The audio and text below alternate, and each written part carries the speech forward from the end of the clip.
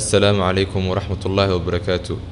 magacaygu waa Eesha Baaska. Maanta sheekadeennu waxay ku saabsan tahay wiil himilo dheer leh, bal haynu eegno inuu gaadho hadafkiisa iyo in kale. Wiilkan waxaa la yidhaahdaa Axmed. Axmed waa arday dugsi hoose dhigta. Maalin ayaa xiisada quraanka lagu baray suuratul Muzammil, saddexda aayadood ee ugu horeeya. Axmed aayadihii uu bartay ayaa su'aalo badan ku dhalisay.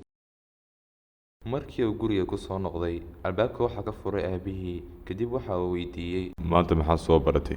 aabba maanta waxaana la soo baray aayadaha acuudu billaahi min ashaydaani arajiim bismillaahi araxmaani araxiim yaa ayuha almuzammil qum illeyla ilaa qaliila oo macnaheedu tahay ninkaagan isduuduubayow habeenka istaag oo salaatuleylka u kac habeenka in yar mooyaane ayuu ilaahay hadalkan ku wadaa aabbo. Aabba xikmad badanaha ayaa si khaas ah nebiga ugu waajib yeelay salaatuleylka si uu ugu diyaargaroobo culayska iyo dhibta kaga imanaysa marka uu aroorta dacwada faafinayo.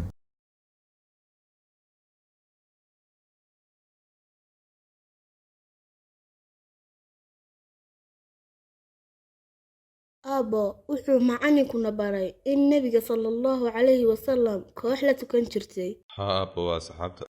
aabba maxaad adiguna sidaas oo kale u samayn weyday? Waa runta aabba, maanta wixii ka dambeeya kama tegayo salaatuleyl insha allah.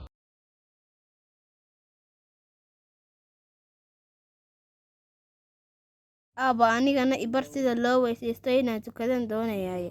Adigu waad yarteed ka seexa aabbo. haya aabbo, laakiin maalinta la isxisaabinayo marka lay weydiiyo waxaan odhanayaa aabbahay ayaan weydiistay inuu ibaro sida loo weysaysto, laakiin waxa uu igu yidhi seexo waad yartahee. Beriid inamada ku barsaa la weysiistee. Faa'iidooyinka salaatuleylka waxaa ka mid ah Ilaahay cibaadada ayuu noogu fudaydinayaa, waqtigeennaa barakaysmaya, farxad iyo nashaad baa maalintaasoo dhan qofku dareemaya. Nebi Maxamed waa cibaado aanu weligii ka tegin, sida ugu wanaagsan ee loo tukadana waa sidii Nebi Daawud calayhi salaam habeenkii kala barhkii ayuu tukan jiray kadibna ku noqon jiray hurdada.